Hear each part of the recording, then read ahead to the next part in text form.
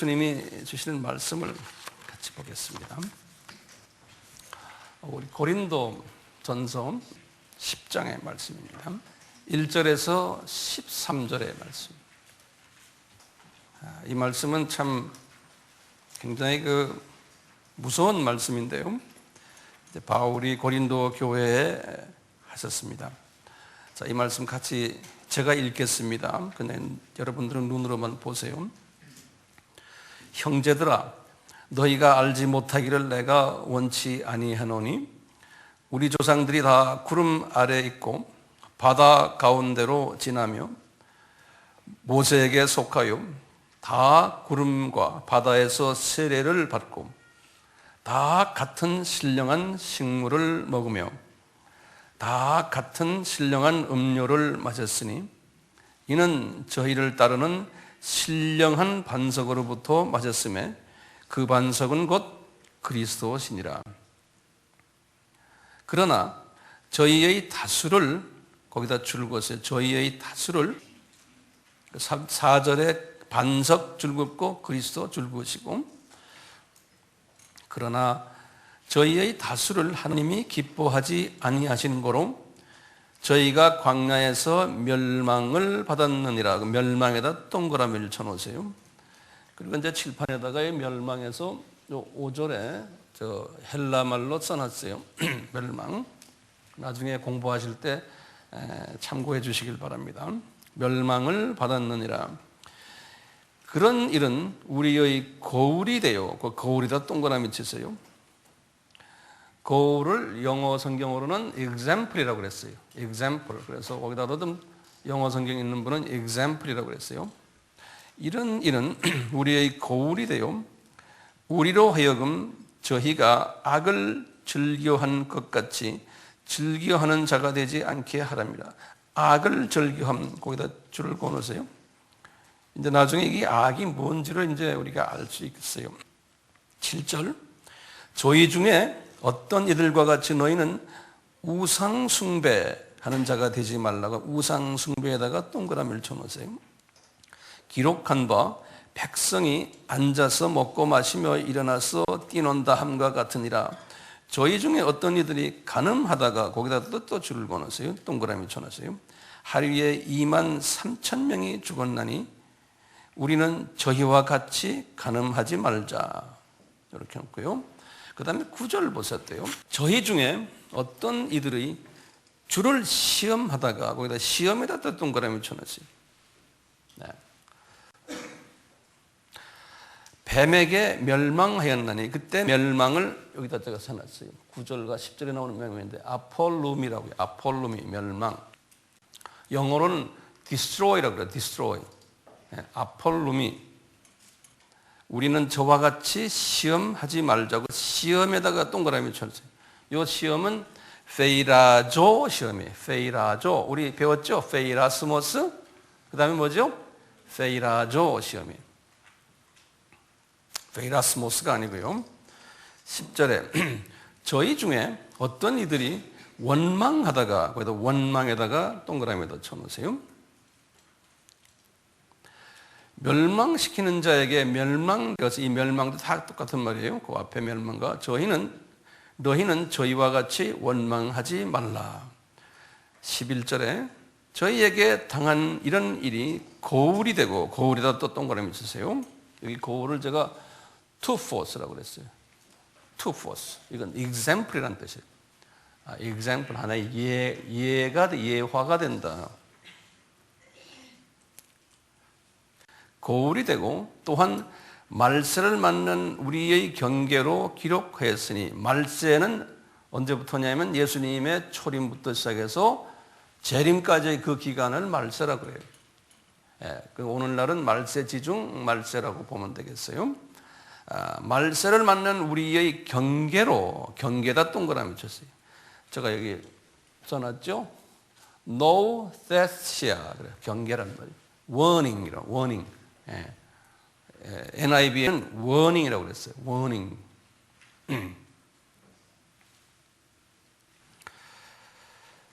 12절에 그런즉 여기 이제 결론적인 얘기요.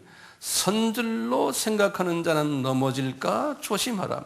거기다 줄을 다 그어놨어요. 선줄로 생각하는 넘어질까 조심하라. 조심에다 또 동그라미 치고요.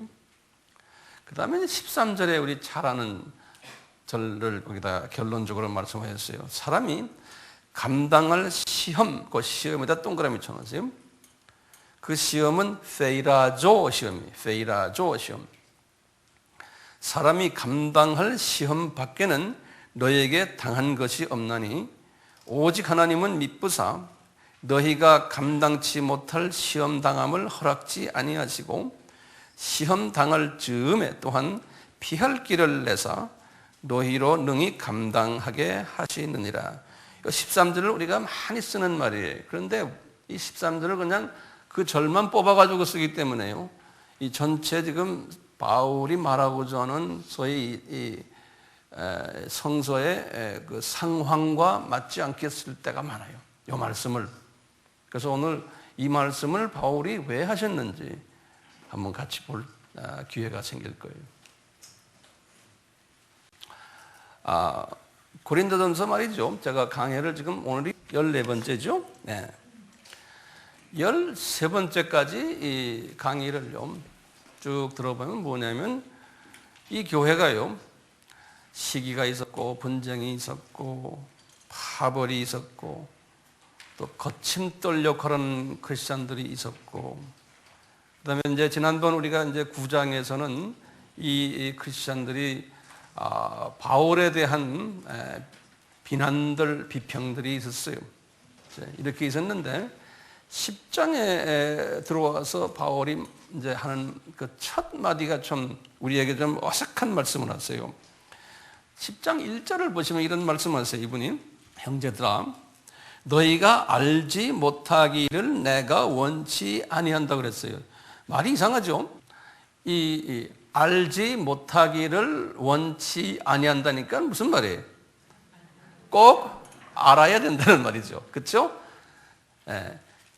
다른 말로 표현하면요. 1장부터 9장의 이야기는 너희들 다 이런 문제 알아왔지만 특히 지금 이 10장에 나오는 이 내용은 꼭 알아야 된다는 거예요.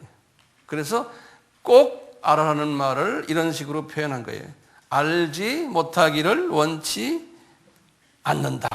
아주 중요한 시기에 항상 이런 식으로 말씀하실 때가 있어요. 바울이. 히브리서 11장 25절에도 이방인과 유대인과의 그 관계 속에서 말씀하실 때도 그래요. 너희들이 모르기를 원치 아니하노니 이것은 그리스도의 비밀이다. 그러면서 이방인의 충만한 숫자가 들어올 때까지 유대인은 눈이 감겼다가 어느 정도 들어오면 유대인이 눈을 뜨게 된다라는 그런 말씀하실 때도 이런 식으로 표현했어요. 그 중요한 어떤 대목에 이런 식으로 표현했어요. 그랬으면서 하시는 말씀이 이 고린도 교인 중에서 구원이 무효가 될 수 있는 행위를 하는 사람들이 좀 있다는 거예요. 그렇기 때문에 꼭 한번 내가 짚고 넘어가겠다는 거예요. 그러면서 이분이 지금 오늘 10장에서요, 그 중요한 구원이 무효가 될 수 있는 단어들을 나열했어요. 멸망, 카타스트로, 누미, 아폴루미. 그렇기 때문에 내가 너희들에게 경계한다. 이것은 거울로 이미 구약에서 보여줬다는 거예요. 다시 말하면요, 이런 내용들이 내가 말하는 게 아니고 바울이 말씀하는 게 내가 말하는 게 아니고 이미 구약의 이스라엘의 역사 속에서 이것을 너희들에게 보여줬다는 거예요.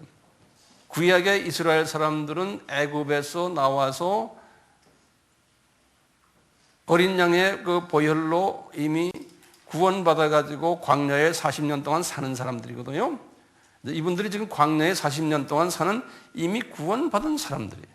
이런 사람들 중에서 구원이 무효가 될 사람들이 고린도 교회 안에 좀 있다는 거예요. 자, 이런 말씀을 하시면서 지금 하시는 말씀이에요. 그런데요, 이 구원이 무효가 된다라면 참 기분 나빠요. 그리고 이 부분에 대해서 말하면은 아주 막 화를 내면서 덤벼드는 사람도 있어요.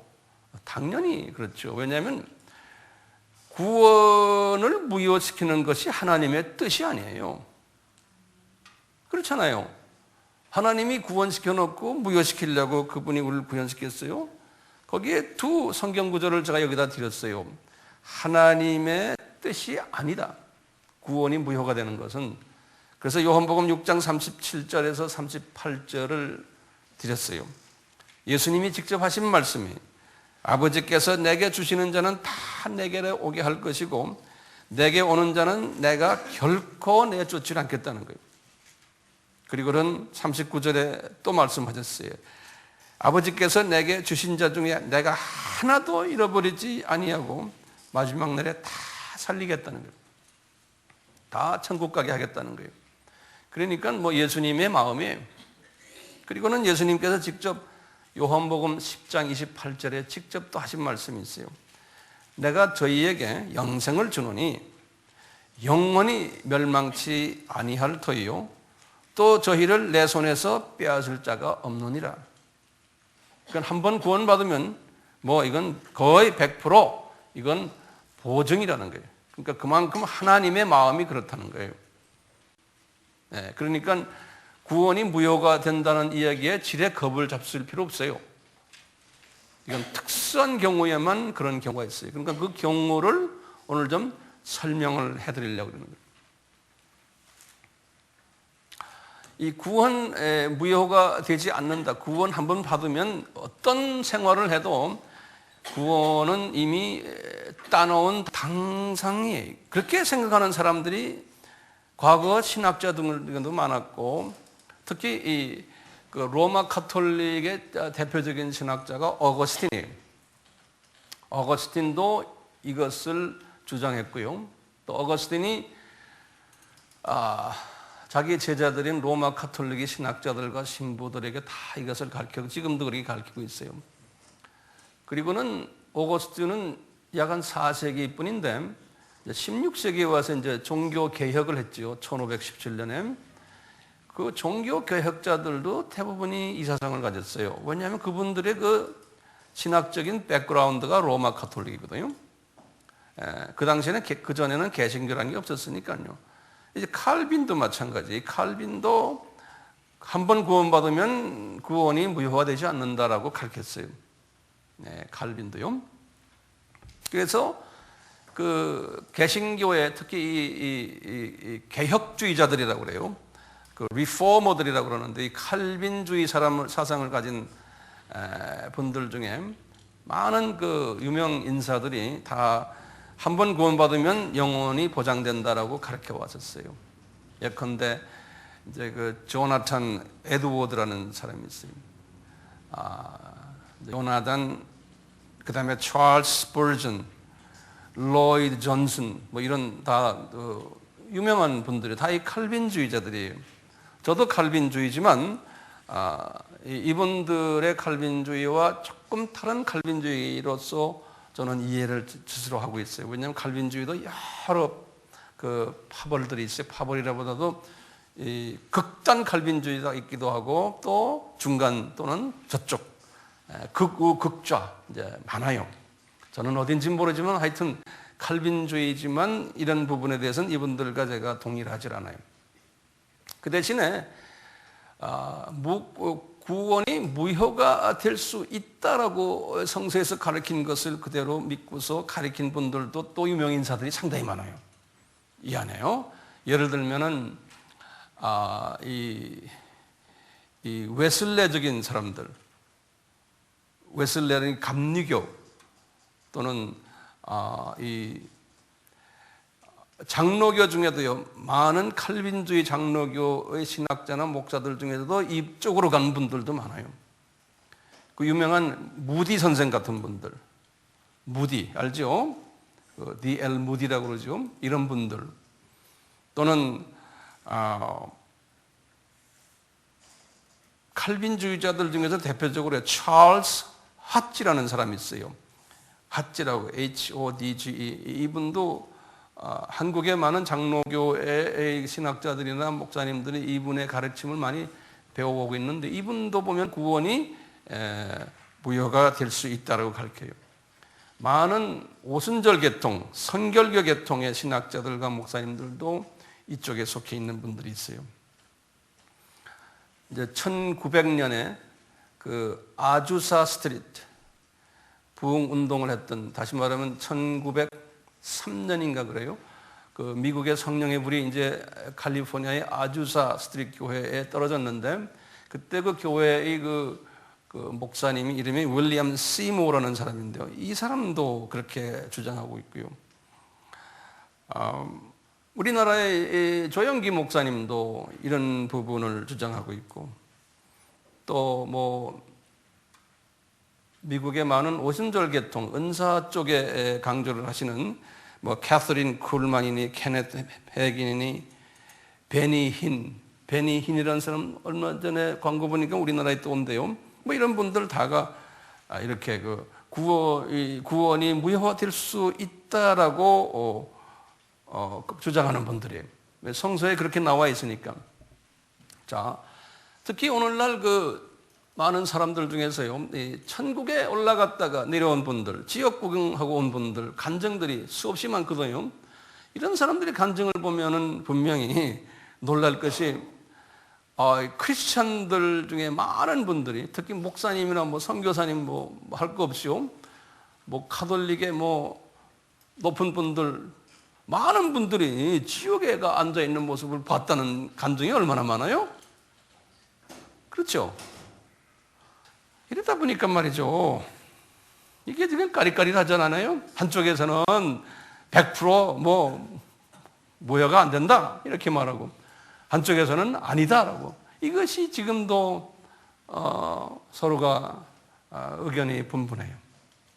심하면 아니다라는 사람 중에서요, 그러니까 100% 개런티다는 사람 중에서 이쪽 사람들 보고 이단이다 또 말하는, 특히 우리나라 사람들은요, 자기네와 좀 생각이 다르면 다 이단으로 그냥 신문에 내보내요. 또 프린트해서 내보내고. 전 세계에 그런 나라는 우리밖에 없어요. 그건 좀 해결을 해야 될 것 같아요. 이럴 수도 있고 저럴 수도 있는 게 성경을 보는 시각의 차이거든요. 신학이라는 거는 이렇게 보는 사람 신학자가 있고 이렇게 보는 신학자, 이 신학자들이 같은 학교에서 같이 가르쳐요. 특히 우리나라는 안 돼. 우리나라는 예를 들어서 장로교 신학교면 장로교 자기네 것만 가르쳐야 돼요. 감리교면 감리교 자기네 것만 가르쳐요. 그러니까 타교단 사람은 거기에 낄 수가 없어요. 우리나라는요. 그런데 다른 나라는요, 미국 같은 데는 제가 한 20여 년 신학교에서 있으면서 항상 보는 게, 같은 학자들끼리 앉아서요, 이 신학적인 배경, 이 포지션이 다른 사람들끼리 앉아서 가르쳐요. 서로 이 사람 의견 서로 존중해 주면서. 그러니까 한국식으로 말하면 이단끼리 같이 앉아 있는 거나 마찬가지. 왜 그러냐면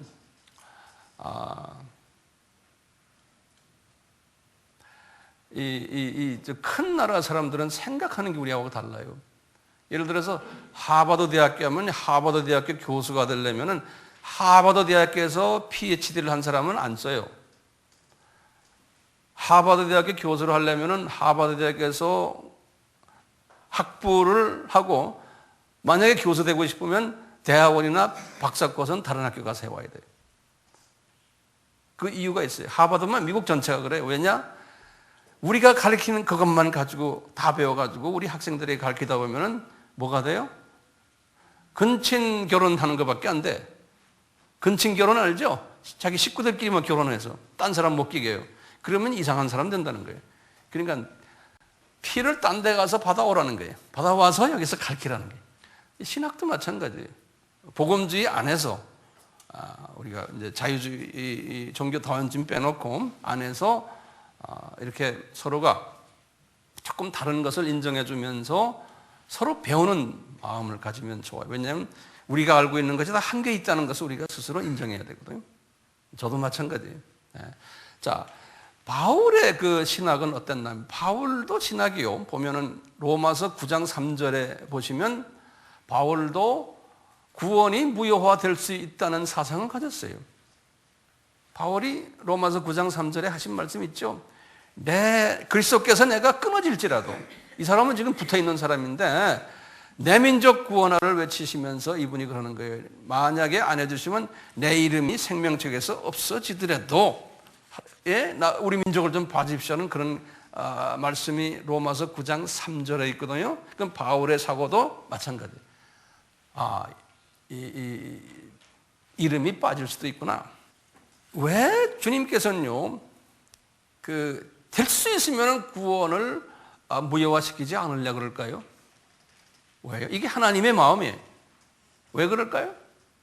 그러면 대답은 간단해요. 왜 하나님은 구원을 무효화시키는 걸 원치 않으세요? 간단해요. 하나님이 엄청난 대가를 지불하고 끌어온 형제 자매들이에요. 엄청난 대가를 지불하고요. 하나님이 스스로 창조주가 스스로 자기의 피를 흘려가지고 사온 피조물들이 이거 엄청난 대가예요. 우리 이사야서 53장 5절 아시잖아요? 거기 저 53장 5절에 뭐 돼 있어요?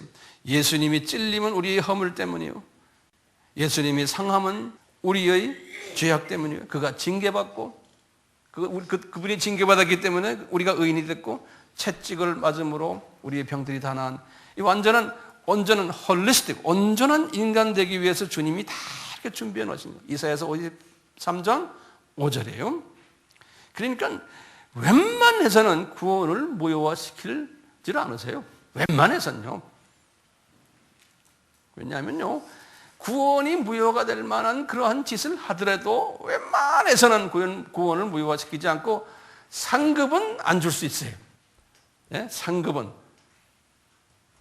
하나님의 나라는 계급사회니까요, 상급은 안 주더라도, 밑바닥에 평민으로 만들더라도 구원은 무효화시키질 않으세요. 이것이 하나님의 마음이에요. 이건 뭐 말할 것도 없어요. 그래서 요한복음 10장 28절에 그랬죠. 내가 너희들에게 영생을 주노니 누구든지 내 손에서 빼앗을 자가 없느니라. 이게 하나님의 마음이에요. 그런데 거기에 예외가 있다는 거예요. 네, 예외가. 그 예외를 오늘 본문 고린도전서 10장에 말씀하신 거예요. 그러면서 이 예외 조항은 이미 내가 이스라엘 사람들이 40년 동안 광야 생활을 하면서 그분들의 역사 속에서 내가 너희들에게 이 예외 조항을 거울로 보여줬다는 거예요. 거울로. 그러면서 이 거울로 본 것을 한번 보자는 거예요. 자, 그러면 예외 조항은 어떤 부분에서 예외 조항이 해당될까요? 걸리는 거예요. 이 걸리는 건 요거 잊지 말아주세요. 뭐냐면요, 하나님의 창조 목적에 위배되는 행위를 심각하게 할 때예요. 제가 다시 말합니다. 창조의 목적을 웬만큼 위반하는 건 그냥 봐주세요. 그런데 심각하게 이제 훼손할 때, 왜 그럴까요? 이 심각하게 훼손한다는 뜻은 무슨 말이냐면요, 하나님의 그 자존심을 심각하게 상처 입히는, 창조주의 자존심을 피조물이 심각하게 상처 입힐 때, 이 부분은 우리가 조심해야 되는 거예요. 하나님은 사랑의 하나님이시지만 공유의 하나님이시거든요. 이 두 가지 잊어버리지 마세요. He is love, 사랑이시지만 also He is righteous, 그래요. righteous, 공유의, 그러니까 법의 하나님이에요. 화나실 때는 참지 못하세요. 예. 그렇기 때문에 이 창조의 목적이 뭡니까? 창조의 목적이 피조물들이 창조주께 영광 드리는 거라고 우리 항상 들어봤죠. 성경 구절도 다 아시죠? 한번 같이 외워볼까요? 이사야서 43장 7절, 그 다음에 21절, 로마서 9장 5절, 그 다음에 골로새서 1장 16절. 이거 우리 크리스찬들은 다 외울 필요가 있어요. 다 외워야 돼요. 필요가 아니에요. 예. 주님의 사랑을 받으시려면. 한마디로 말하면 우리 항상 제가 강조했죠. 하나님께 영광 드린다는 뜻이 뭘까? 세 가지로 제가 여기다 써놨어요. 피조물이 우리 항상 하나님의 정체성을 인정하는 거예요. 항상요. 하나님의 정체성이 뭡니까? 하나님은 창조주 되십니다. 하나님은 무소부재하십니다. 하나님은 전지전능하죠. 그러니까 평소에 주님한테 막 매달리세요. 평소에 이 연습하세요. 예. 하나님의 정체성을 인정한다는 건 이건 묵상하셔야 돼. 하나님, 우리 피조물 하나님은 창조주. 하나님 할 때는 삼위 하나님을 항상 생각하세요. 창조주 되십니다. 그 다음에 뭐예요? 무소부재하십니다. 그럼 여기도 와 계시고 저기도 계시고 다 계십니다. 미국에 유학 간 우리 아이들에게도 지금 옆에 계십니다. 이걸 항상 묵상하는 거예요. 그 다음에 뭐예요? 전지전능하십니다. 내 생각까지도 지금 다 알고 계십니다. 전 세계의 67억 인구의 생각을 좀 금방 다 아십니다. 이것을 항상 인정하셔야 돼요. 예. 이게 아주 기본이에요, 기본. 이거를 묵상을 깊이 하면요, 하나님 앞에서 내가요, 무례한 짓을 할 수가 없어요. 예. 무례한 짓 할 수가 없어요. 이것을 묵상하면서 이 부분을 깊이 주님과 대화하는 사람이 그분에게 영광 드리는 사람이에요. 두 번째 뭐예요? 하나님은 유일신입니다라는 이 부분. 이것을 이 세상에는 You are alone. 하나님은 하나님밖에 없습니다. 딴 거 신이 없습니다. 그걸 인정하고요. 그 다음에 내 자신을 인정하는 거예요. 나는 피조물입니다. 나는 항상 하나님의 손아귀에 있습니다. 나의 생사화복이 하나님의 손에 달려 있습니다. 내 사업도 하나님의 손에 달려 있습니다. 이걸 고백하는 사람이에요. 내 자녀들도 하나님의 손에 달려 있습니다. 이것을 고백하는 사람이에요. 이것만 고백해도요, 이 세 부분만 매일 고백해도 이건 기가 찬 신앙이네요. 딴 거 할 필요가 없어요. 이것만 고백해도요. 그러니까 이 부분이 우리가 약한 거예요. 이 세 부분이 약해요. 자, 그런데요, 특히 요 중에서요, 요 유일신 부분, 요 부분에 대해서 이 세 부분 다 주님이 이 세 부분을 묵상 안 하는 사람을 굉장히 싫어하지만요, 특히 첫 번째와 두 번째 요 부분이요, 하나님과의 관계예요. 하나님의 정체성과의 관계예요. 하나님은 창조주시고 유일신입니다. 요 부분을 건드리면은 이분이 가만히 있질 않는 거예요. 이 부분을 건드리면요. 그래서 이 부분을 건드리지 못하게 우리에게 십계명을 주신 거예요. 모세에게 십계명을 주시면서 처음엔 4계명이 이 부분을 건드리지 못하는 거예요. 첫 4계명이. 십계명은 어디에 있어요? 출애굽기에 창세기. 출애굽기 몇 장에? 20장에. 이것도 탁탁탁 다 외워두셔야 되는 거예요. 그래서 적으라는 거예요. 20장에. 20장 보시면 그 4계명 한번 우리가 꼼꼼히 좀 봅시다. 첫째가 뭐예요? 4계명의 첫째 계명이 나 외에 다른 신을 있게 하지 말라는 거예요. 유일신 개념이에요. 예? 그 다음에 두 번째 뭐라 그랬어요? 우상을 만들어 가지고 거기에 절하거나 섬기지 말라는 거예요. 이게 두 번째예요. 그 말씀하시면서 이분이 하신 말씀이 있어요. 나는 질투의 하나님이다 그랬어요. 거기다 딱 그렇게 말하지 않았어요. 그 말씀하시면서 우상 섬기지 말고 거기에 절하지도 말라는 거예요. 그러면서 나는 I am a God of jealousy. 나는 질투의 하나님이다 그러는 거예요.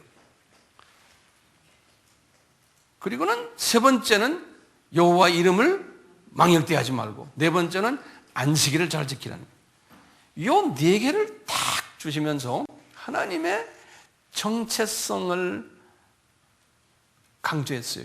근데 이 강조를 나중에 예수님이 또 하신대요. 여기 보면 예수님이 확인했어요. 예수님이 뭐라고 그러냐면, 유대인들이 그랬죠. 이 계명 중에 어떤 게 가장 중요한 계명입니까? 그럼 예수님이 그러는 거 아니에요?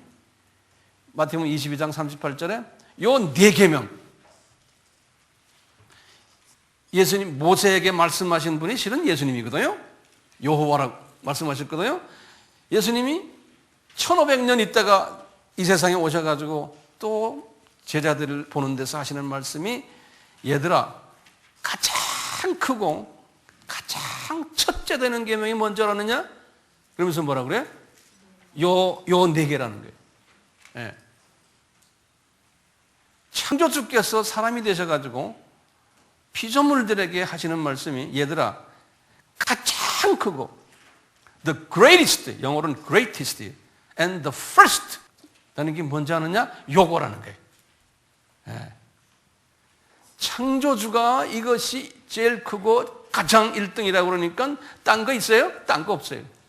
그러니까 지혜로운 자는 여기에 집중적으로 투자하는 사람이에요. 여기에 관심을 두는 사람, 이거 지혜 있는 사람이에요. 왜 그래요?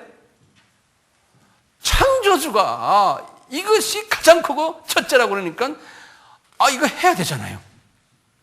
이 부분이 제일 크다니까요. 그거 잘하는 사람이 복 있는 사람이에요. 이걸 우리가 수직계명이라고 그러잖아요. 이 수직계명의 가장 크고 첫째 되는 계명을, 만약에 이 계명을 순종 안 해요, 이 계명을 우습게 알아요, 이러면은 웬만하면 그냥 봐주시는데, 이놈이 정말 못됐네? 창조주가 이런 감정까지 들어가도록 까불고 이런 짓 하는 거예요. 이분이 보실 때 이거 안 되겠구나, 이놈. 이럴 때는 내가 질투의 하나님이다, 그러시면서 네 후손들 3, 4대까지 내가 은혜 안 베풀겠다는 거예요. 크리스천 보고 하는 소리, 크리스천 보고요. 이스라엘 사람들한테 하신 말씀에 네 후손들 내가 3, 4대까지 내가 은혜 안 베풀겠다는 거예요. 그러니까 우리가 이 부분에 우리가 제대로 신경 안 쓰다 보면요, 내 아들, 딸들, 내 손자, 손녀 증증증 4대까지요, 그놈들이 아무리 공부 잘하고 아무리 은혜를 받고 아무리 뭐 세상 돈 많이 가져도 주님이 내가 거기다 은혜를 안 베푸겠다. 우리 하나의 잘못 때문에. 그러니까 우리는 자녀들을 사랑하면 어디에 집중해야 돼? 요 내 계명에 집중을 하면 되는 거예요. 네. 이게 자녀를 사랑하는 사람들. 그렇기 때문에 교회에서 무슨 행사 있다, 셀 모임에 나와라 그러면 탁탁탁 나와주는 거예요. 예수님이 하라고 그러니까 내가 합니다예요. 네? 누구 뭐 팀 리더가 나오라 그러니까 이런 짓들 하지 마세요. 이제는 우리 아미교회 사람들은요, 예수님 밥 먹으면 주님 제가 빨리 먹고 빨리 하겠습니다. 왜? 주님이 하라 그러니까요. 이런 마음으로 하세요. 그런 사람, 우리 예수님이 그런 사람 속에 나온 자녀들 예수님 축복하겠어요, 안 하겠어요? 축복해달라고 기도할 필요도 없어요. 왜 기도해요? 왜 기도해요? 행동으로 보여주는데. 예? 기도하지 마세요. 기도할 필요가 없어요. 행동으로 보여주는데. 우리는 기도하면 다 된다고 그러죠. 못된 짓 다 해놓고 기도해가지고 하나님 마음을 변화시킨다. 그게 말이 됩니까? 그런 사람 좋아요? 행동으로 보여주세요. 불교 사람들은 기도하면은 부처가 들어준다 그래요. 우리는 이 불교의 이 개념을 그대로 기독교에 갖고 왔어요. 무조건 기도하면 된다는 거예요. 기도하면 내가 원하는 것 준다는 거예요. 어디 그런 말이 있어요? 성경에 나오는 말 그런 식으로 말하지 않았어요. 네. 기복신앙이라고 그러죠. 구약에서 거울로 보여줬는데요, 어떤 식으로 보여줬냐면 이스라엘 사람들은 다 구원받은 사람들이죠. 그렇죠? 어디서 구원받았어요? 애굽에서 구원받았잖아요. 그래서 어린 양의 보혈은 예수님 아닙니까? 그래서 이제 40년 광야에 사는 거예요. 광야에 사는 크리스찬의 그 삶인데요, 광야에 사는 사람들 중에서 자연사한 사람들은 그냥 구원받은 사람들이에요. 나이가 들으니까 이제 자연사한 거예요. 그런데요, 광야 생활하면서요, 이런 하나님이 보기에 그냥 못된 짓을 한 사람들이 그 안에 꼭 있었어요. 하나님의 자녀들 중에서, 구원받은 자녀들 중에서. 그런 사람들은 자연사가 아니고 하나님이 강제로 죽인 사건이 있어요. 너 이놈들하고. 그 강제로 죽임을 당한 그 사람들이 뭐냐? 구원이 무효화됐다고 지금 바울이 이야기하는 거예요. 구원이 무효가 되는 케이스를 그걸 거울로 우리에게 보여준다는 거예요. 그러면서 성령님이 바울에게 가르쳐 주는 게 오늘 본문에서요. 여기에서 지금 크게 두 케이스를 이야기를 하는 거예요. 이 40년 광야 생활하면서 이 크게 구원이 캔슬된 두 큰 케이스를 말씀하시는 거예요. 자, 다시 본문을 성경도 열어보세요. 본문에서요, 7절 보세요. 7절, 너희 중에 어떤 이들과 같이 너희는 우상 숭배하는 자가 되지 마라. 기록된 바 백성이 앉아서 먹고 마시며 일어나서 뛰논다 함과 같으니 우상 숭배 줄 그었죠. 요 말씀은 무슨 말씀이냐면 제가 여기다 적어놨어요. 고린도전서 지금 10장 7절의 말씀이에요. 10장 7절의 말씀이 뭐냐면 지금 바울에게 말씀하시는 게 출애굽기 32장 1절에서 35절의 말씀을 인용키시는 거예요. 출애굽기 32장 1절에서 35절의 말씀 우리 잘 아는 무슨 말씀입니까? 금송아지 만들어서 우상 섬기는 사건이에요. 하나님의 자녀들이 지금 성서를 한번 열어보세요. 자, 출애굽기 32장 열어봐 주시면 시간이 없으면 제가 자세히 말씀 못 드리지만 여기 보시면 보세요. 28절 보세요. 28절에다 줄을 그어놓으세요. 레위 자손이 모세의 말대로 행하면 레위 자손을 시켜가지고 칼 가지고 그 사람들 죽이라고 그랬어요. 3,000명가량이 죽임받았다는 거예요. 이스라엘 사람들이 지금 광야에 사는 사람들이 약간 어떤 분들은 200만 명, 어떤 분들은 300만 명이라고 그러거든요. 이 300만 명 중에서요, 요 3,000명이 아주 심하게 우상 섬긴 사람들이에요. 심하게 요 우상 섬긴 사람들을 하나님이 그 사람들 죽여버리라는 거예요. 그래서 레위 자손들이 칼을 들고 가서 죽여버려요. 3,000명. 거기 3,000명의 줄을 그어놓으세요. 그리고 모세가 이게 큰일 난 거예요. 그래서 모세가 기도하는 거예요. 32절에 이러다가 이 3,000명만이 아니고 더 많이 또 죽임 당할 가능성이 없잖아 있거든요. 그러니까 모세가 겁이 나가지고 32절 보세요.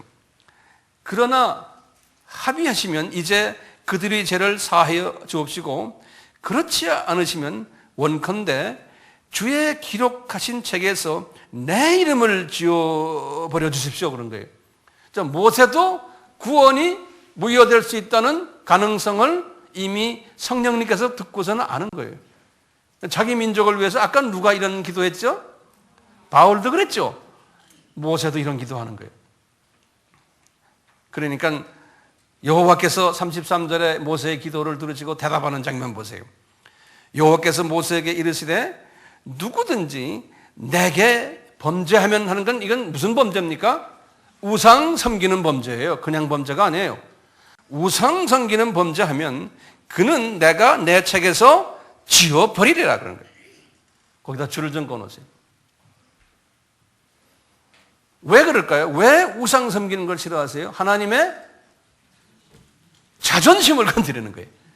피조물들아, 나밖에 하나님이 없는데 어떻게 딴 놈들을 만들어가지고 니네들이 하나님이라고 하느냐? 내 자존, 난 질투의 하나님이다. 그런 짓 하면 내가 혼내주겠다는 거예요. 그런 사람들은 이미 나의 자녀로 내가 인칭을 했지만 내가 봐서 이건 도저히 안 되겠구나 하면 이름 지워버리겠다는 거예요. 또 한 가지 예를 드는 거예요.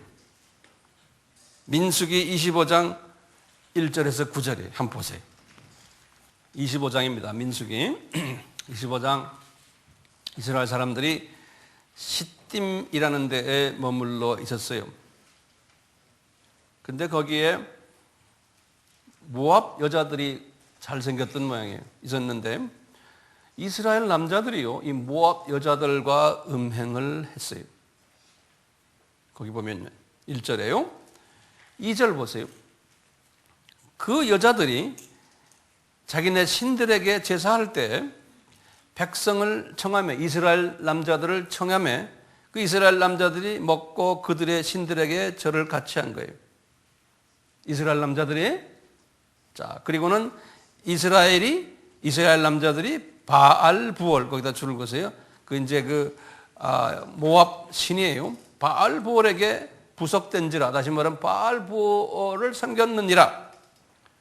여호와께서 이스라엘에게 진노하사, 여호와께서 모세에게 이르시되 백성의 두령들을 잡아 태양을 향하여 여호와 앞에 목매어 달라. 그리하면 여호와의 진노가 이스라엘에서 떠난다. 그래놓고는 또 계속해서 나중에 하다가요, 9절 보세요. 9절.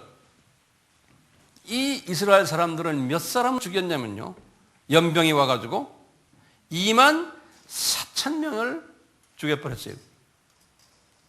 한 300만 명 중에서 별거 아니지만 소수지만요, 연병으로 죽여버렸어요. 왜 죽였을까요?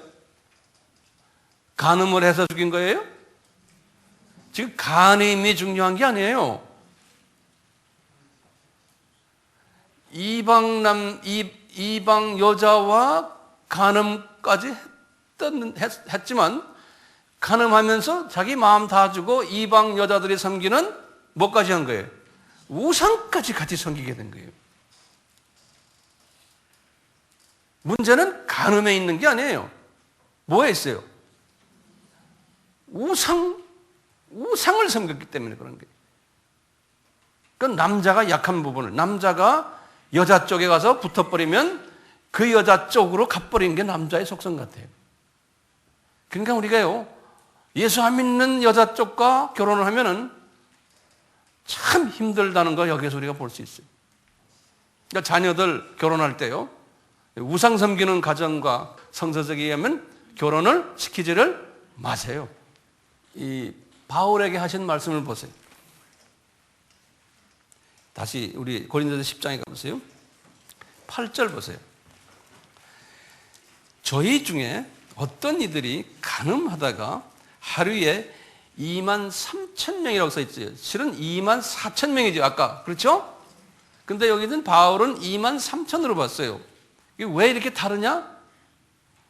바울이 쓸 때는 분명히 거기에 약이라는 숫자가 빠진 것 같아요. 약 23,000. 또 어떤 자유신학자들은 봐라, 성경이 틀렸잖느냐, 이게 앞뒤가 맞지 않잖냐, 이렇게 또 보는 사람도 있어요. 자, 23,000이나 죽었으니 우리는 저희와 같이 간음하지 말자 그런 거예요. 다시 말하면 뭐예요? 저희와 같이 예수 안 믿는 사람들과 깊은 관계를 맺지를 말하라는 거예요. 왜냐? 그쪽에 딸려 들어가게 되어 있다는 거예요. 솔로몬의 예를 들면 우리가 이해할 수 있어요. 솔로몬도요, 그 아버지가 참 다윗이 훌륭한 분 아니에요?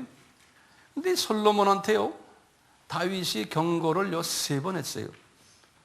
솔로몬아, 너 지금 가진 게 많고 다 잘 되니까, 여호와를 통해서 경고를 3번 했어요. 절대로 너 뭐 잘 될 때, 주변에 지금 인기가 많고 이방 사람들도 너를 좋아하니까 이방 여자와 결혼하지 말아라.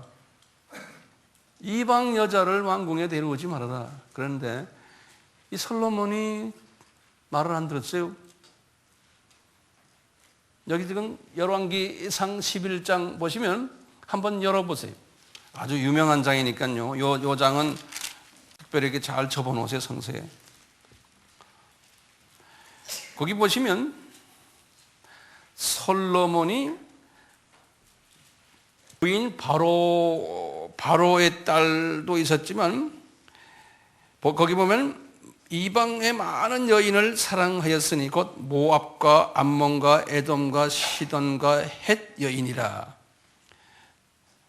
여호와께서 일찍이 여러 국민에게 대하여 이스라엘 자손에게 말씀하시기를 너희는 저희와 서로 통하지 말며 저희도 너희와 서로 통하게 기회도 주지 말게 하라는 거예요. 정령코 너희의 마음이 돌이켜 저희의 신들을 쫓게 하리라 하셨으니, 그러니까 이방 사람 여자들과 관계하지 말아라는 거예요. 그 여자들 미워서가 아니에요. 그 여자들이 믿고 있는 이방신 때문에 그런 거예요. 이방신 때문에. 그런데 솔로몬이 그 3절에 보시면 나오죠. 후비가 700이요. 그 다음에 빈장이 300이라는 거예요. 그러다 보니까 이분이 마음이 젊었을 땐 괜찮은데 이제 4절 보세요. 솔로몬이 나이가 늙을 때 왕비들이 그 마음을 돌이켜 다른 신들을 쫓게 하였으므로 왕의 마음이 그 붙인 다윗의 마음과 같지 아니하여 그 하나님 여호와의 앞에 온전치 못하였으니 이는 시돈 사람의 여신 아스타롯을 쫓고 암몬 사람의 가정한 밀고물을 쫓음이라. 솔로몬이 여호와의 눈앞에서 악을 행하여 그 붙인 다윗이 여호와를 온전히 쫓은 같이 쫓지 아니하고 모압에 가정한 그모스를 위하여 예루살렘 앞 산에 산당을 지었고 또 암몬 자손에 가정한 몰록을 위하여 그와 같이 하였더라. 저가 또 이족 후비들을 위하여 다 그와 같이 한지라. 저희가 자기의 신들에게 분향하며 제사하였더라. 솔로몬이 마음을 돌이켜 이스라엘 하나님 여호와를 떠남으로 여호와께서 저에게 진노하시니라. 여호와께서 일찍이 2번이나 저에게 나타나시고 또 한 번 이제 3번째 말씀하세요. 이 일에 대하여 명하사 다른 신을 쫓지 말라 했으니 저가 여호와의 명령을 지키지 않았으므로 여호와께서 솔로몬에게 말씀하시되 내가 이러한 일이 있었고 또 내가 나의 언약과 내가 내게 행한 법도를 지키지 아니했으니 내가 결단코 이 나라를 내게서 빼앗아 그 내 신복에게 주리라. 그러나 내 아비 다윗을 위하여 내 세대에는 이 일을 행치 아니하고 내 아들의 손에서 빼앗으리라. 오직 내가 이 나라를 다 빼앗지 아니하고 나의 종 다윗과 나의 뺀 예루살렘을 위하여 한 지파를 내 아들에게 주리라 하셨다. 우리 다 아는 이런 얘기들 아닙니까? 이렇게 해가지고 이제 이 솔로몬도 이분도 이런 실수를 했는데 문제는 뭐느냐? 이 수직 계명을 위배했던 거예요. 이방 여자와의 관계를 그래서 하지 말라는 거예요. 이 간음 자체보다도 간음으로 인해서 얻어지는 그 결과가 창조의 목적에 위반되기 때문에 그런 거예요. 하나님의 진노를 유발케 했기 때문에. 그런데요, 하나 또 짚고 넘어갈 부분이 하나가 있어요. 이 수직 계명하고요, 이 수평 계명을 한번 보시면, 수평 계명은 뭡니까? 수평 계명이 뭐예요? 첫째는 뭐예요? 부모, 5번째가 부모 공경하라. 그 다음에 6번째가 살인하지 말라. 그 다음에 7번째가 간음하지 말라. 8번째가 도둑질하지 말라. 9번째가 이웃에 대해서 거짓 증거하지 말라. 10번째가 이웃의 집을 탐내거나 그 아내나 남자나 여정을 탐내지 말아라. 여기 이제 수평 계명이거든요. 이 수직 계명은 누구와의 관계예요? 하나님과의 관계죠. 이 수평 계명은 누구와의 관계예요? 사람과의 관계인데 어떤 사람과의 관계예요? 지금 이스라엘 사람들에게 이야기하는 거 아닙니까? 다시 말하면 크리스찬들과의 관계 속에서 지금 이야기하시는 거예요. 나머지 몇 개입니까? 6개는 이스라엘 사람들끼리 이야기해요. 지금 비성도들에게 이야기하는 게 아니에요. 그건 다음 이야기예요. 우선적으로 크리스찬들과의 관계예요. 근데 예수님은 이거는 2번째 계명이라고 그랬거든요. 2번째. 여기 보면요. 부모 공경, 살인, 간음, 도둑질, 이웃 거짓 증거, 이웃집 욕심내는 거, 이런 것들이 죄가 이렇게 보면은 우리 눈으로 보면은 크고 작은 게 있는 것 같아요. 우리 눈으로 보면은. 그렇죠? 근데 주님의 눈으로 볼 때는 이 5개가 다 같다고 보지 않아요? 부모를 공경 안 하는 거나 살인하는 거나 같다는 거예요. 부모 공경하지 않는 거나 간음하는 거나 같다는 거예요. 여기 보면 도둑질 다 같다는 거예요. 여기 이 우선순위가 없어요. 우선순위를 한다 그러면 부모 공경이 지금 제일 위에요. 살인이 2번째. 순서대로 보면 간음이 3번째고 도둑질이 몇 번째? 4번째고. 이 순서로 보면요. 이거 우리 지금 다 범하고 있죠? 이 부분들. 도둑질 안 해요? 안 하죠. 부모 공경해요? 제가 이야기하고 싶은 말은 이거예요. 하나님이 지금 이쪽은 우리가 내가 좋든 안 좋든 많이들 실수를 해요. 이쪽 부분은. 이 부분은 어떻게 하면 해결이 돼요? 회개하면 돼. 그렇죠? 끊임없이 우리 회개해야 돼요. 끊임없이. 이게 살인도 마찬가지예요. 예수님이 마태복음 5장에서 우리 뭐라고 그랬죠? 살인은 사람 죽이는 것이만 살인이 아니라고 그랬죠. 이웃에게 화내는 것도 살인이라고 그랬죠. 간음도 마찬가지예요. 실제로 간음하는 것보다도 이성을 보고 이상한 마음 먹으면 다 간음이에요. 그러니까 다 걸리는 거예요. 그러니까 쉴 새 없이 뭐 해야 돼요? 회개해야 돼요. 회개하면 이 문제는 해결이 돼요. 이거 말씀하실 때 예수님이 나는 질투하는 하나님이다 그렇게 않았어요. 왜냐하면 니네들끼리야, 니네들끼리. 창조주가 보실 때는 이 두 번째 거는 니네들끼리 문제야, 니네들끼리 문제. 하나님의 자존심과 관계가 없어요. 근데 처음에 내게는 뭐예요? 나와의 문제라는 거예요. 그러니까 이 부분이 중요하다는, 이분의 감정을 건드리는 건 이 부분이라는 거예요. 그래서 무슨 하나님이라고 그랬어요? 질투의 하나님이라는 거예요. 우리 문화는 특히 추석 때나 뭐 구정 때는 그 조상 제사 지내잖아요. 이 부분 우리가 조심해야 돼요. 우리 크리스천들이요. 뭣도 모르고 가서 자꾸 절하거나 이러다 보면 주님이 이 수직을 우리가 범하는 게 돼버리거든요. 그러니까 조심해야 될 것 같아요. 자, 이게 첫 번째 하나님이 이스라엘 사람들 중에서 광야에서 강제로 죽였던 사건이 첫 번째 사건이에요. 우상 섬겼던 사건이에요. 자, 이해가 되겠죠? 네, 우상 섬겼던 사건. 이것을 하면 안 된다. 두 번째 사건은 뭐냐면요. 우리 고린도전서 10장 다시 봐요. 이제 9절과 10절이에요. 이 부분에. 두 번째 사건이 뭐냐면 저희 중에 어떤 이들이 주를 시험하다가 뱀에게 멸망하였으니 우리는 저희와 같이 시험하지 말자. 너희 중에 어떤 이들이 원망하다가 멸망시키는 자에게 멸망하였으니 너희는 너희와 같이 원망하지 말자. 이 두 부분에 여기 보면 첫 번째 지금 9절에서 하시는 말씀이 민수기 21장 4절에서 9절의 말씀을 인용했어요. 그 다음에 이제 고린도전서 10장 10절에서 말씀하시는 거지 민수기 16장 거의 전체를 이야기했어요. 이 민수기 21장 사건을 한번 성서에 열어봐 주시겠어요?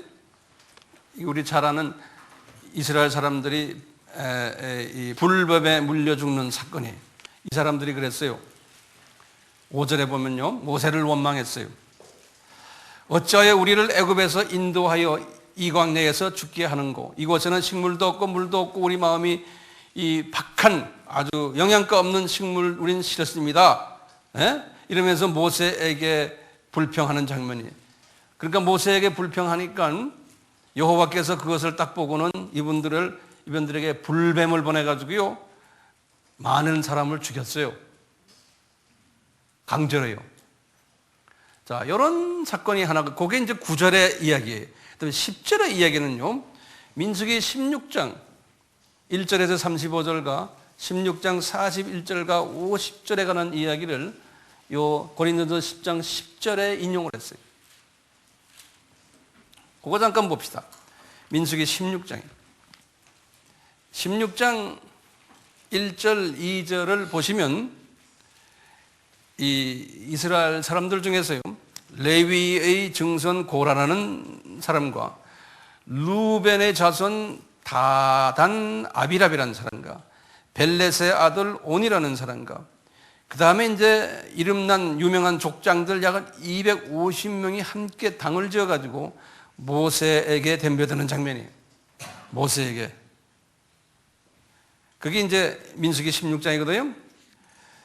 모세야 13절에 보면 그래서 내가 우리를 젖과 꿀이 흐르는 땅에서 이끌어내어. 그러니까 애굽을 이 사람들은 생각할 때 젖과 꿀이 흐르는 땅이라는 거. 이 젖과 꿀이 흐르는 땅이라는 게 무슨 말인지 아세요? 젖이 흐른다는 건 뭡니까? 가축들이 있다는 거예요. 그래서 가축에서 젖이 나오잖아요. 그런 땅이라는 거예요. 애굽 땅이. 꿀은 뭡니까? 꽃이 있고 나무가 있어서 벌들이 돌아다니면서 꿀을 만드는. 그런데 이 광야는 천연 그런 게 없는 때거든요. 그러니까 가나안 땅도 젖과 꿀이 흐르고 있고 애굽 땅도 젖과 꿀이 흐르는 거예요. 그런데 젖과 꿀이 흐르는 애굽 땅에서 나와가지고 광야에 와보니까 아무것도 없는 거예요. 예, 젖과 꿀이 안 나오거든요. 그러니까 거기에 대한 불평. 왜 우리들을 이런 데까지 데려와서 이렇게 우리를 고생시키느냐 이거예요. 이런 소리를 막 덤벼드는 장면이. 네. 그러니까 이 모세도 뭐 자기 잘못 아무것도 없잖아요. 데리고 나왔는데, 그러니까 모세가 이것 때문에 고민하고 마음의 갈등을 가지니까 여호와께서 모세에게 하시는 말씀이 있어요. 모세야, 그러면서 내 얘들 가만두지 않겠다는 거예요. 그래가지고 33절 보시면 이 사람들이요 산채로 음부로 내려간 거예요. 거기다 줄을 잠궈 놓으세요. 산채로요. 땅이 지진이 나가지고 땅이 열리면서 음부가 이 지구의 가운데 있는 것을 여기서 보여주세요. 산채로 음부 속으로 들어갔다는 거예요. 35절 보면 몇 사람이 들어갔나 보세요. 여호와께서 불로 불이나무로 분향하는 250인을 소멸시킨 거예요. 이렇게 되니까 이스라엘 사람들이 화가 나가지고요 모세에게 또 덤벼드는 거예요. 41절 보세요. 이튿날 이스라엘 자손의 온 회중이 모세와 아론을 원망하여 가라되 너희가 여호와의 백성을 왜 이렇게 죽였느냐? 당신들이 말이야 왜 이런 짓 해주느냐?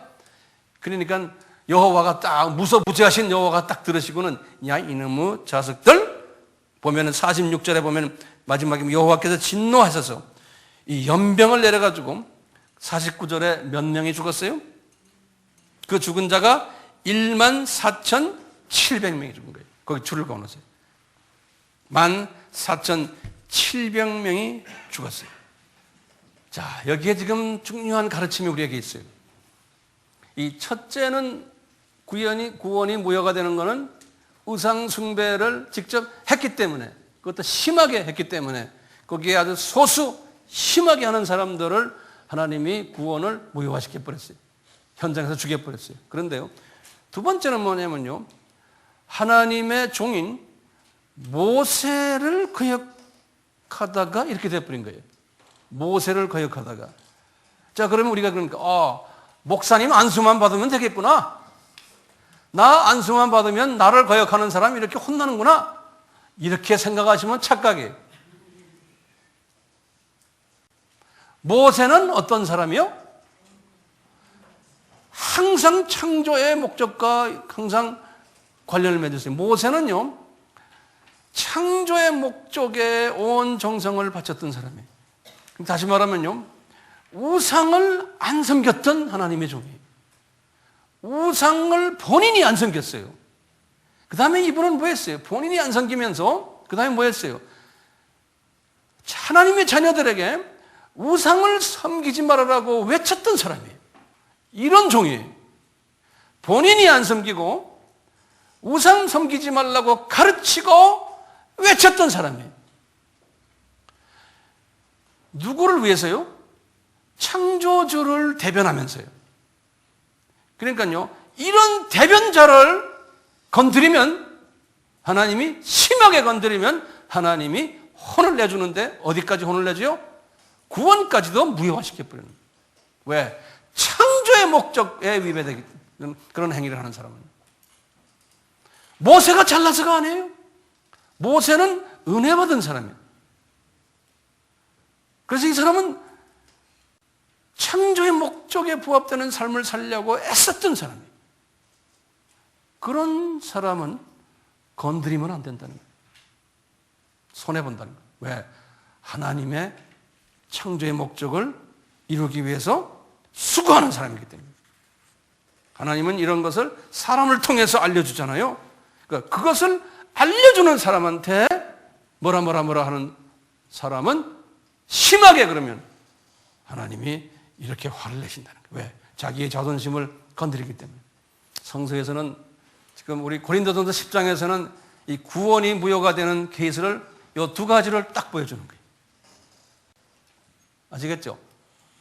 근데 성경 전체를 딱 보면요, 구원이 무효가 되는 또 한 가지가 있어요. 종교다원주의. 오늘 본문 말씀과는 관계없지만 종교다원주의.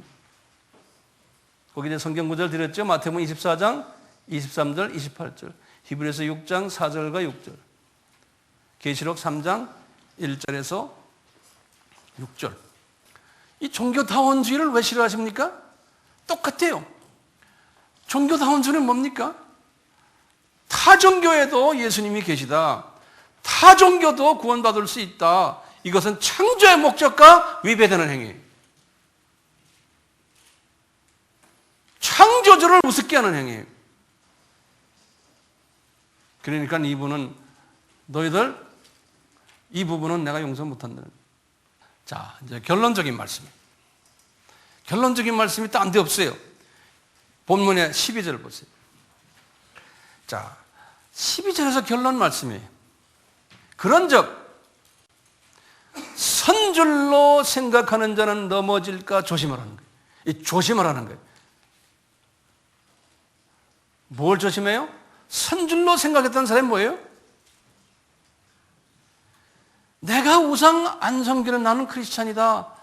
나는 괜찮아. 이렇게 스스로를 이렇게 그냥 쉽게 생각하지 말고 항상 점검해보라는 거예요. 자기 자신을. 내가 과연 이 창조의 목적에 부합되는 삶을 살고 있는가? 항상 자기 자신을 examine, 자기 자신을 점검해보라는 거예요. 점검을 하기 위해서는 어떻게 해야 돼요? 오늘 이 말씀을 자꾸 묵상하셔야 되는 거예요. 이 말씀을. 여기 전체 지금 신구약에 나오는 이 모든 이 부분들을 묵상을 하세요. 묵상을 하시면서 과연 주님, 제가 지금 서 있습니까? 서 있다고 하면은 넘어질 가능성이 없잖아. 또 있죠. 왜냐하면 주변이 나를 넘어지게 만드는 환경이 너무 많은 거예요. 눈만 뜨면 돈 생각나고, 내 주변에 지금 우상이 얼마나 많습니까? 예? 눈만 뜨면 내 자식 생각만 하고, 24시간 자식 생각만 하고, 예수님 생각은 요만큼도 안 하고, 또 내 자신의 이 자존심이 이게 우상 아닙니까? 이런 모든 것 때문에 예수님 생각이나 창조주의 생각보다는 이 피조물들이 만들어 놓은 이 모든 여기에 내가 마음이 뺏겨 있고 이것을 생각하는 것이 이 주변 이 세상이거든요. 그렇기 때문에 항상 주님이 그걸 다 아시죠? 우리가 지금 이런 것들에 지금 쌓여 있는 것을 아세요. 아시니까요. 항상 겸손하게 주님, 나는 쓴 것 같지만 쓴 게 아닙니다. 곧 자빠질 존재입니다라는 걸 고백하시면서 저를 붙잡아 주세요. 저를 붙잡아 주세요. 이렇게 하라는 거예요. 네. 바울도 똑같았어요. 바울도요, 똑같았어요.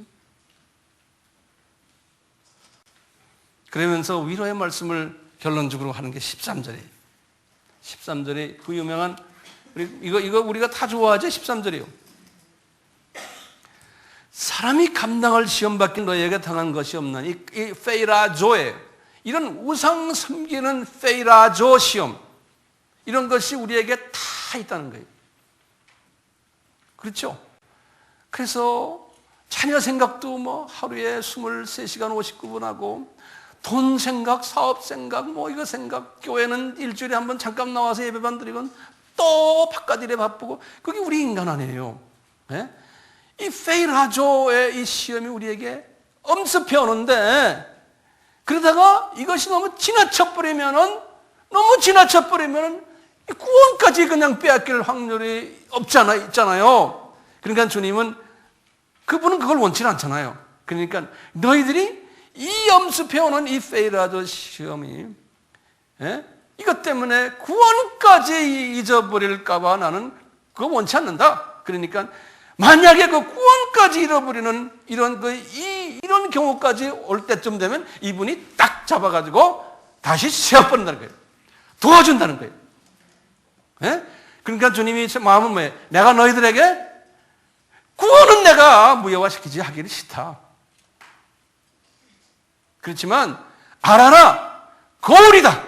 구약에서 이스라엘 사람들 중에 소수가 이런 짓들을 했잖냐? 그러니까 너희들 항상 깨어서 너희들은 이 대열에 들어가지 말아라. 창조의 목적에 깊이 들어가는 사람들을 되어라는 거예요. 그러니까 이 목적을, 이 창조의 목적을 계속해서 묵상하고 그러면서 크리스천들에게 주님이 약속하신 게 있잖아요. 이스라엘 사람들에게 약속했어요. 뭐냐? 너희들 만약에 이 창조의 목적을 잘 깨닫고 이 내가 지금 말하는 이 수직 계명을 잘 순종하면은 이스라엘 사람들이 40년 다 끝났을 때, 광야생활 40년 거의 끝날 때 신명기 28장에 말씀하신 거예요. 너희들 말이야, 내가 가장 원하는 창조의 목적에 잘 부합된 삶을 살려고 노력을 하면은 내 몸의 소생, 토지 소산, 이 세상의 이 세상 것들이에요. 내 짐승 새끼, 우양의 새끼 다 복을 받고, 네와 관계되는 사람들 다 도움 받고, 내 광주리 떡반죽 그릇도 복을 받고, 악한 놈들이 너를 공격하러 한 길로 왔다 7길로 도망가고, 내 창고가 내가 손으로 일하는 모든 것들이 다 복받는 일들이 되고, 많은 민족에게 돈을 막 던져주는 사람이 되고 돈 끄지 않는 사람이 되고, 넌 머리가 되고 꼬리가 되지 않고, 이런 복을 다 주시겠다니. 왜? 이런 복을 받으면 이런 사람은 어떻게 될까요? 우상을 섬기지 않고 창조주만 섬기는 사람에게 이런 걸 다 줘버리면 어떻게 돼요? 이 사람? 변질이 안 돼. 이 사람은요, 이 가진 걸 가지고요 더 창조주에게 영광 드리는 사람이에요. 예? 그런데 요 사람은 줬다가 이거 딴짓하겠구나 하면 안 준다는 거예요. 이건 전지전능하시는 우리 하나님이 아시잖아요. 그러니까 이런 부분에서요, 훈련되지 않았는데 자꾸 사업 좀 복 주세요, 좀 뭐 잘되게 해주세요, 잘되게 해주시면 주님께서 딱 들여다보고는 씩 웃으시죠. 너 주면 안 돼, 너 그거 가지면 안 돼, 그러시잖아요. 하나님이 특별히 사랑하는 사람들에게는. 그러니까 그렇지만 조금은 주시겠죠. 그런데 주님이 신명기 28장에 계속해서 하신 말씀이 있어요. 만약에 너희들이 이 우상만 계속 섬기고 내 기분 나쁘고, 나를 기분 나쁘게, 내 자존심을 건드리면 이게 거꾸로 된다는 거예요. 내 소생도, 토지 소산도, 내 광줄이나 떡반죽이나 이게 잘 안 되고, 뭐가 복이 안 돼, 뭐 만지는 것보다 잘 안 되고, 그냥 이러고 있는데 악령들이 막 한 길로 들어왔다 7길로 도망가는 게 거꾸로 말이죠. 7길로 왔다가 한 길로 도망가. 매일 하마다 돈 꺼야 되고, 항상 은행 다니면서 돈 꺼야 돼. 뭐 하려면. 거기다가 이분이 뭐라는 28장 그 마지막 보면 연병이 자꾸 너희 가정에 있을 거고, 모든 민족에게서 속담거리가 되고 사람들이 너희들을 우습게 볼 거라는 거예요. 그것뿐인가? 너희 민족이 딴 민족에 끌려갈 거라는 거예요. 압제당할 거라는 거예요. 그러면서 이방 민족의 신을 너희들이 섬길 거라는 거예요. 나도 섬기고 이방 민족의 신들. 만약에 이렇게 안 하면, 이렇게 말씀하셨으니 우리는 어떻게 해야 돼요? 나도 모르겠어요. 은혜를 구하는 길밖에 없어요. 예수님, 이제는 예수님의 마음을 어느 정도 이해한 것 같습니다. 예수님, 저를 도와주시고 나에게 은혜를 베풀어 주셔서 예수님이 가장 원하는 것이 무엇인지를 내가 알았으니 이제 이것을 삶 속에서 행동화하는 그러한 내가 되도록 주님 저에게 힘을 보태주시고 지혜 주시고 순종할 수 있는 모든 필요한 것들을 주시옵소서. 이렇게밖에 간구할 길이 없어요. 저도 이 설교를 하면서요, 여러분들을 위한 설교가 아니에요. 이건 나를 위한 설교예요. 그래서 이렇게 설교하면서 주님 또 내 자신을 다시 보고, 야, 한 목사야, 너도 마찬가지지? 이렇게 나에게 은혜를 간구해라. 너 이제 알지? 내가 뭘 원하는지. 이 사도 바울도 이것을 깨닫고 고린도 교회에 말씀하셨지만 스스로 자기에게 말하는 걸로 이분은 믿고 또 한 걸음 한 걸음 이 주님을 향해서 갔어요. 우상은 우리가 어느 정도 누구나 다 섬기죠. 나도 마찬가지. 그렇지만 정도의 차이. 우상을 섬기는 것은 안 보이는 창조주보다 보이는 이 세상에 우리가 관심을 많이 두는 것을 우상이라고 그러지 않습니까?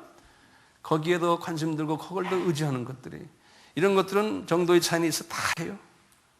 돈 걱정하고 명예 걱정하고 권력도 가지고 싶고 출세하고 싶고 가족 걱정하고 건강 걱정하고, 우리 이런 짓 하는 것 주님이 다 아세요. 우리 피조물이니까요. 이거 당연히 하게 돼 있어요. 문제는 뭐냐? 정도 차이예요. 문제는 이 정도를 좀 이게 좀 정리할 필요가 있어요. 왜냐? 우상을 얼만큼 덜 섬겼나가, 얼만큼 많이 섬겼나가 천국에 가서 나의 계급을 결정하기 때문에 그래요. 다른 말로 표현하면 얼만큼 창조주에 대해서 내가 의지하고 그분을 사랑하고 그분을 외쳤는가, 거기에 의해서 나의 미래의 계급이 설정되기 때문에. 그런데 심하게 좀 못된 게 이 우상을 섬겼던 분들은 주님이 내가 손보겠다는 거예요. 어떻게 손보겠냐? 그 사람들은 구원을 내가 무효화시키겠다는 거예요. 그러니까 이 대열에는 우리가 들어가면 안 되지만요, 우리는 기도가 우리 한국 민족이나 우리가 섬기는 제2방 저 사람들이 이 대열에는 들어가지 않도록, 그러니까 우리가 나가서 전하는 것도 있지만 뒤에서 기도해 주세요. 주님, 저희들이 섬기는 모든 이 사람들이 이 대열에 들어가지 않도록, 그것만 기도해 줘도 큰 선교 일을 하시는 분이에요. 그렇죠? 예, 같이 기도합시다. 예수님 바울을 통해서 하신 말씀 중 이 말씀이 생각납니다. 그런즉 선줄로 생각하는 자는 넘어질까 조심하라. 그런데 참 감사한 것은 우리에게 페이라조 시험을 당하도록 환경이 주어지지만 우리 하나님은 미쁘시기에, 신실하시기에, 미쁘다는 뜻은 faithful, 변하지 않고 신실하시기에 우리들이 혹시 감당하지 못할 때쯤 되면 감당케 피할 길을 주신다는 약속이 우리에게 새 힘을 줍니다. 주님, 저희들 넘어지지 않게 항상 우리에게 피할 길을 허락해 주셔서 날로 날로 주님을 더욱 가까이 갈 수 있는 우리로 만들어 주시옵소서. 우리를 구원하신 예수님의 이름으로 기도드리옵나이다. 아멘. 지금 이 시간은 예수 그리스도의 무한하신 은혜와 하나님 아버지의 극진하신 사랑하심과 성령님의 감화 감동, 교제케 하심과 순종케 하심이 오늘 주신 말씀 속에서 우리 하나님을 더욱 사랑하며 이방신을 섬기지 않고 창조의 목적에 부합되기로 결단하는 우리 모두에게 지금부터 영원히 함께할지어다. 아멘.